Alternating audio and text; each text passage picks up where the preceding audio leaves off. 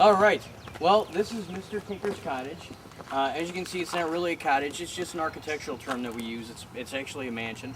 The Native American burial mound is right there. You can see it right below those little trees. You can see that little mound of earth. And that dates between 700 to 1,000 years ago. We have Kentucky coffee trees, which is that tree right there and this tree right here. And because there's Kentucky coffee trees, we have burial mounds. Usually the Native Americans in this area would bury their dead inside of town instead of outside of town like most cultures. And we're on high ground and we have water. We have Kent Creek right behind us, and then we have the Rock River about a quarter mile away. There's a good possibility, well, this is what the archaeologists told us, that there was a good sized village right here at one point. So this was probably a village 700, 1,000 years ago, maybe even 300 years ago. We're not sure how long the people lived here. This is a pre-Columbian site, which basically means before Columbus, before 1492. Those are one of those nice, college terms they teach us. You got to pay a lot of money to learn. And then right across the creek, on the other side of the creek here, see, it's kind of weird because you can't really see anything, but right here where the wood line is, there's a 25-foot bluff, a limestone bluff that drops off into the creek. On the other side of the creek is the original pioneer site of Rockford. We haven't really had a lot of, not too many paranormal stuff happening outside, except for Kathi brought a Rockford haunted tour here. Was June 11th. June 11th. And, well, you go ahead and tell the story. I'll tell the story. At the end of the tours, I'm usually talking to people and telling them about what else is coming up, and I was talking about this, and the people were getting off. And one lady came up and she said she really appreciated my tour. She had not come on our tour before, but she liked that I had people who had the actual experiences along. And she said that it was nice. We had a paranormal group that was in the house, and they took part of the tour. She liked that, and she said, and I especially liked the reenactor. Now, I didn't dress like this for the tour, and she said, I really like that reenactor that you had sitting on the bench before you went to the bridge. And I said, excuse me? And she said, the lady dressed in the white dress. And I said, there was nobody, I didn't have anybody dressed in a white dress along. So that's the first time that's ever happened to me. I've been doing these tours, like I said, for 5 years, and that's the first person that said, except for the psychic, of course, that they saw something. And she was, the look on her face, I wish I could just bottle that, because it was great. I was like, yes, that's what I've been wanting for 5 years, is somebody to go, holy crap, and that's what she looked like. So that was an amazing story, and I love telling that story, and I told my boss that story several times, so. Just so he knows that I'm doing a good job and scaring the bejesus out of people. All right, we'll go into the house next. Paranormal-wise, this has been a pretty good spot. I had it was 2 or 3 groups ago. The group, what they would do is set up all their stuff, and then they would leave for like an hour, to go eat dinner and then come back. Well, while they were gone, we captured somebody whistling. I mean, clear as a bell. It was a guy whistling a tune. And so that was captured in this room.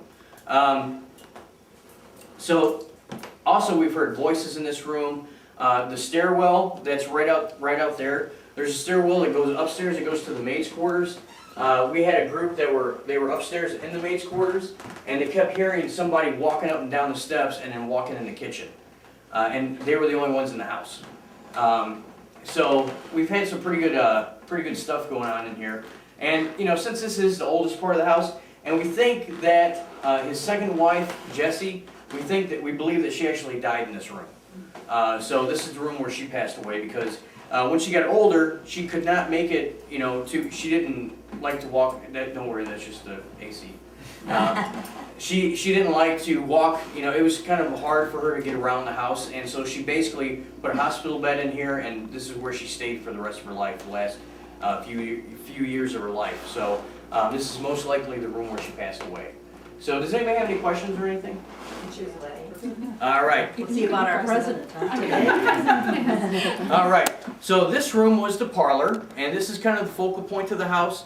We would have all the parties in here, birthday parties, all that good stuff. But also, like I mentioned before, a lot of the sad stuff would happen in here. Anytime somebody would pass away in the house, this is where they would have their funeral. They'd usually have the body set up here. We actually, when his first wife passed away, Mary, which there's a painting of her right there on the wall with the roses around it. When she passed away, In 1901, he actually sat up with her body all night while she was in the coffin, and he took her signet ring off her finger. And that's what he actually wrote in his diary. I sat up all night with my wife, and I took my signet ring, and so he actually loved her very much. And so this would have been a very tough time for him. And 8 other people had their funerals in this room as well, and most of them were family members that lived here, like Josephus. Usually, I kind of call it Hotel Tinker because remember they never had kids, and besides the one adopted that was much later. And they had 2 houses. So anybody that was not married, sick, or about to pass away came to live with them. So it was kind of the criteria, I guess. That's what it seemed like. But also they would kind of want to impress people in here. So if you look at the walls, we have the Archangel Gabriel above the piano over here. And then we have the Virgin Mary, which is above the fireplace. And these were both purchased in Florence, Italy by Mr. Tinker in 1862. And he had them shipped back to the United States. Passed away here as well. And the interesting thing about Marcia, she was actually classmates with Jane Addams at Rockford College, and they became friends, and actually Jane Addams offered her a job at Hull House, but she decided to turn it down, and because she liked working for Uncle Bob, Mr. Tinker. Because all the women in the house didn't sit around and do cross-stitch and stuff like this. These women were well educated, and they actually helped run the business. They did all the paperwork, the accounting, all that good stuff. So they were, you can tell, because paranormal-wise, like I said, this is where all the funerals would happen. Also, you notice in the corners that a lot of the corners are rounded, where all the corners are rounded in this room. 2 reasons why. A, it was very expensive, so it's like, hey, look, we got some money. And then B, and during the spiritualism movement, they believed that spirits got caught in corners. And so if you're having funerals in here, you do not want to have a room with a lot of corners, because you don't want Aunt Sally to hang out. You kind of want her to go see the light and see you later, you know what I'm saying? So so that's why they would have the funerals in here. Actually, a lot of the first funeral parlors were rounded. They would have them in either rounded rooms or rounded corners, things like that.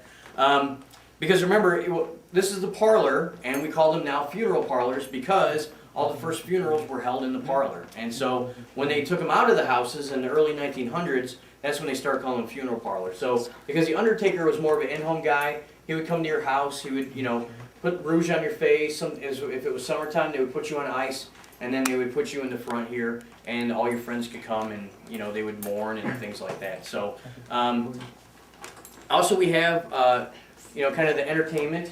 We have, if you look at, there's a Stein, and in this room also we've heard a lot of noises and other things. The next room that we're about to go into is actually the most active room in the house. But while people are in here, we've heard, because the spirits in this house are kind of, they're pretty neat, because what they do is they know that which room you're in, and they'll kind of mess with you, and they'll activate, they'll go crazy in the next room. So in the next room, you hear like somebody's walking up in the second floor of the library and going crazy and talking. You go in there and nothing happens. While we're up there, then all of a sudden you start hearing noises in here. So it's kind of, they're always one room ahead of you. It doesn't matter if you're a sprinter. When you get there, they're already in the next room. Well, one of the first times we had a paranormal group here, I was standing in that door, and they were setting up their equipment and all that good stuff. They were doing an EVP session. They're asking questions, all that good stuff. I'm just sitting there. I'm just an observer. And me and a gentleman that was with the group were standing there, and all of a sudden we heard something behind us, and it kept sounding like somebody was whispering. And we looked, and it sounded like somebody was whispering at the top of the stairs over there. So it was kind of neat that the whole time, we were in here, we kept hearing somebody. It sounded like they're what are those guys doing? Yeah, like you couldn't understand what they were saying, that's probably but what they were actually, yeah, like you say, they're saying, what are those strange people doing in here with that equipment? right. And so that's why Kathi is exactly right. It's not residual. These are intelligent. They know what's going on. Like I told you, the thing with the train. How would a spirit